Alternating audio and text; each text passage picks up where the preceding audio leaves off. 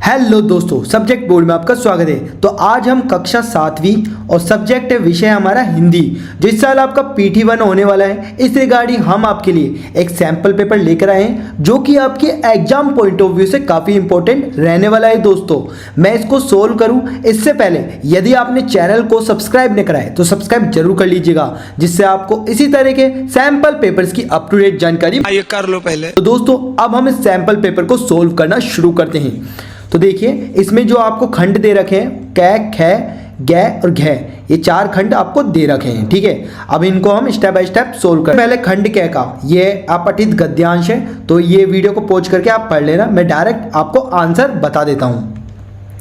सबसे पहला क्वेश्चन है, निराश व्यक्ति को दुनिया कैसी दिखाई देती है। ठीक है, निराश व्यक्ति को दुनिया कैसी दिखाई देती है, तो यहाँ पे लिख रखा है सारी दुनिया अंधेरे से घिरी दिखाई देने लगती है। ठीक है, तो इसका आंसर 2 आ जाएगा। ठीक है, खे ये अंधेरे से घिरी हुई दिखाई देती है। ओके, अब नेक्स्ट है इसमें असफलता की दुर्बलता डैश। ठीक है, शक्ति छीन लेती है, शक्ति प्रदान करती, ताकतवर बनाती, नया रास्ता दिखाती है, तो ये इसी में से मिल जाएगा आपको। ठीक है, असफलता की दुर्बलता शक्ति छीन लेती है। ठीक है, तो शक्ति छीन लेती है, सेकंड का फर्स्ट आ जाएगा। ओके, अब नेक्स्ट है, नेक्स्ट क्वेश्चन देखते हैं। इनके तो आंसर आपको पता लग गया। ठीक है, अब मैं इसको हटा देता हूँ। नेक्स्ट देखो, थर्ड, सफल व्यक्ति किसे कहेंगे।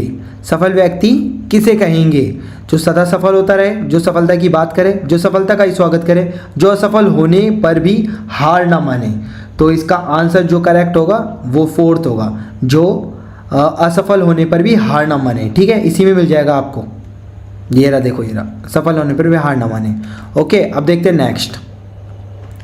तो नेक्स्ट क्वेश्चन है आपके पास, देखते हैं। देखो, मन के हारे हार, मन के जीते जीत का अर्थ है।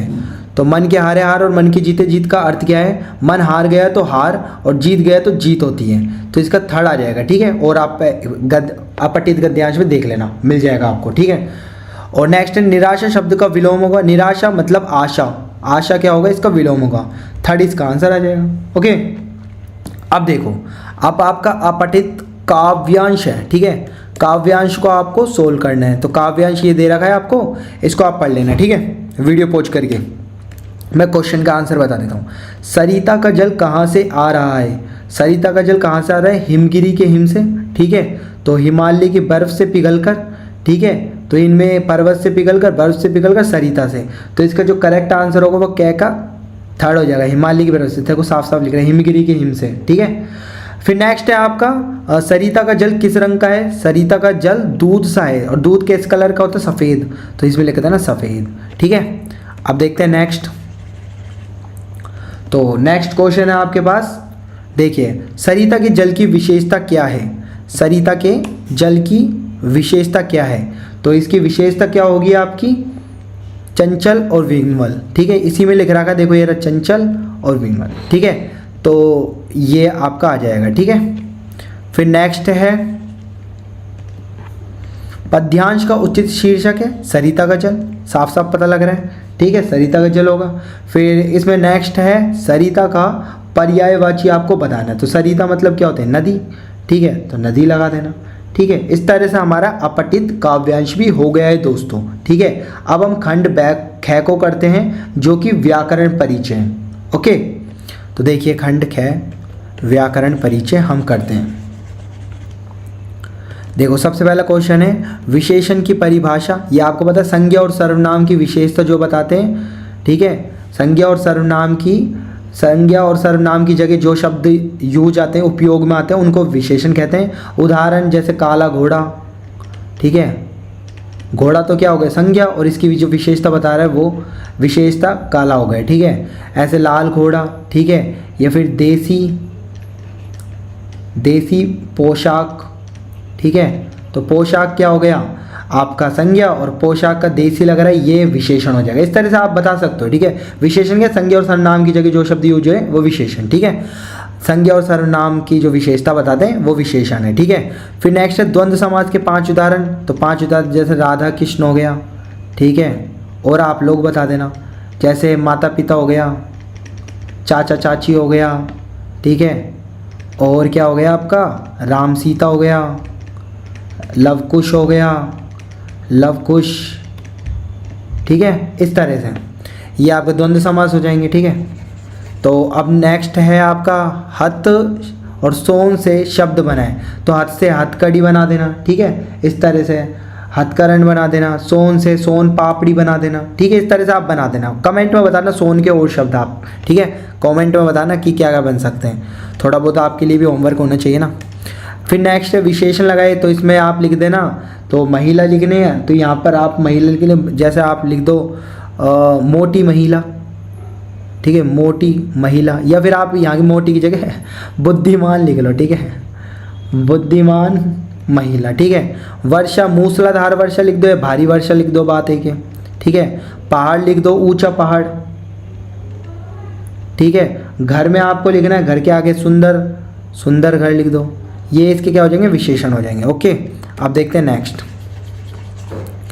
देखो अब आपको उल्टा लिखने पर भी सार्थक शब्द बनाने 4, तो इसमें आप जैसे आप लिख लो युवा, युवा का क्या होगा, वायु, दोनों का अर्थ है उल्टा सीधा करने पर। एक और मैं बता देता हूँ, 2 आपको बताने हैं, ठीक है। एक मैं बता देता हूँ आपको लाभ, और इसका उल्टा क्या होता है, भला, दोनों का वर्ड होता है सार्थक निकलता है। 2 मैंने बता दी, 2 आपको बताने हैं, कमेंट में बताना 2 और क्या हो सकते हैं, ठीक है, नहीं आए तो हम बता देंगे आपको, ठीक है। अब देखते हैं खंड ज्ञ, तो खंड ख्या तो खत्म हो गया हमारा, खंड ज्ञ देखते हैं। तो देखो इसमें जो क्वेश्चन है वो दिखा देता हूँ मैं आपको। पक्षी उन्मुक्त रहकर अपनी कौन सी इच्छाएं पूरी करना चाहते हैं, पहला। दूसरा है कठपुतली को गुस्सा क्यों आया, और थर्ड है नदियों को माँ मानने की परंपरा हमारे यहाँ काफ़ी पुरानी, लेकिन लेखक नागार्जुन उन्हें और किन रूपों में देखते हैं, और चौथा है काका कालेलकर ने नदियों को लोकमाता क्यों कहा है, ठीक है। इन चारों के क्वेश्चनों के आंसर, प्रश्नों के उत्तर मैं आपको डायरेक्ट दिखा देता हूँ, ठीक है। देखो, पक्षी उन्मुक्त रहकर बहते हुए जल को पीना, कड़वे निबोरी के फल को खाना, पेड़ के सबसे ऊंची टहनी पर झूलना, खुले आसमान में उड़ना, क्षितिज के अंत तक उड़ने की इच्छा पूरी करना चाहते हैं, ठीक है।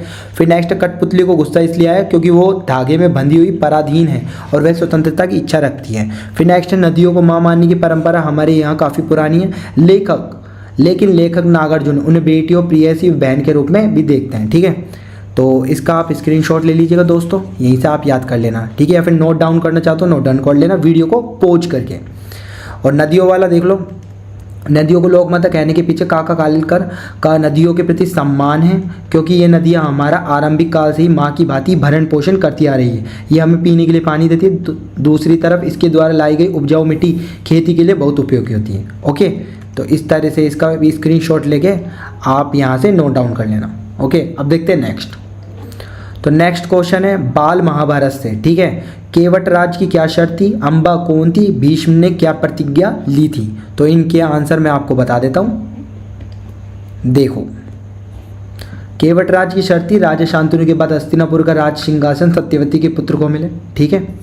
फिर उसके बाद अम्बा महाभारत के काशीराज की पुत्री बताई गई है। अम्बा की 2 और बहनें थी, अंबिका और अम्बालिका। अम्बा और अंबिका और अम्बालिका का स्वयंवर होने वाला था, जिसे भीष्म लेकर गए थे, ठीक है, ये वाला कर लेंगे।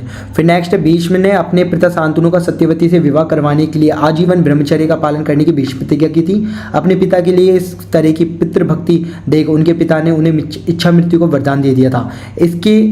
इनके दूसरे नाम गांगेय, शांतनव, नदीज, तालकेतु आदि हैं। यहाँ से स्क्रीनशॉट ले लीजिएगा, इसका डायरेक्ट याद कर लीजिएगा, ठीक है।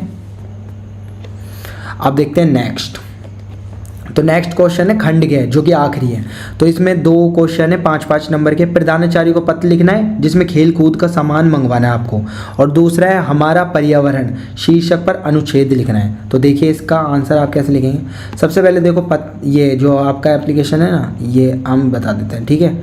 आवेदन पत्र, तो इसमें क्या लिखेंगे, सबसे पहले कोई भी स्कूल लिख देंगे, ठीक है। यहाँ पर आप 2023 कर लेंगे, ठीक है, और यहाँ पर कौन सा मंथ चल रहा है वो मंथ लिख लेंगे, जैसे 7, 8 लिख लेना है, 7 लिख लेना है, ठीक है, मंथ के हिसाब से। तो इस तरह से आप इसको कर लेंगे चेंज, और यहाँ पे प्रधानाचार्य नवोदय विद्यालय दादरी ऐसे लिख देंगे, क्योंकि स्कूल वगैरह का नाम नहीं लिख रहा है तो अपनी तरफ से लिख सकते हो। विषय लिख देंगे खेल का सामान मंगवाने तो आवेदन पत्र, महोदय लिख देना, ये पूरा लिख देना, ठीक है। वीडियो को पॉज करके आप देख सकते हो यहाँ से। ओके, मैं थोड़ा नीचे भी दिखा देता हूँ इसकी, ठीक है। ये अब यहाँ से आप वीडियो को पॉज करके स्क्रीनशॉट ले लीजिएगा इसका, ठीक है। यहाँ से आपको ये पूरा लिखना है, ठीक है। आपका जो भी नाम है वो लिख देना, यहाँ पर आप कक्षा 7वीं लिख देना, ठीक है। ठीक है, इस तरह से। अब देखते हैं नेक्स्ट। तो नेक्स्ट जो क्वेश्चन था वो था पर्यावरण अनुच्छेद, ठीक है। तो इसमें ये लिखना है आपको पूरा, ठीक है। वीडियो को पॉज करो और यहाँ से पढ़ लीजिएगा, ठीक है। स्क्रीनशॉट ले लीजिएगा आप इसका, बिल्कुल सिंपल लैंग्वेज में यहाँ से पढ़ सकता हूँ, ठीक है। तो दोस्तों इसी के साथ हमारे ये सैम्पल पेपर फिनिश होता है। उम्मीद करता हूँ कि इस सैम्पल पेपर ने आपके एग्जाम प्रिपरेशन को काफ़ी बूस्ट किया होगा। इसी तरह के सैम्पल पेपर्स की अप टू डेट जानकारी पाने के लिए आज ही चैनल को सब्सक्राइब कीजिएगा और बेल आइकन के बटन को दबाना ना भूलिएगा, जिससे आपको इसी तरह के सैम्पल पेपर्स की अप टू डेट जानकारी मिलती रहेगी। तो दोस्तों हम फिर से मिलेंगे, बाय बाय।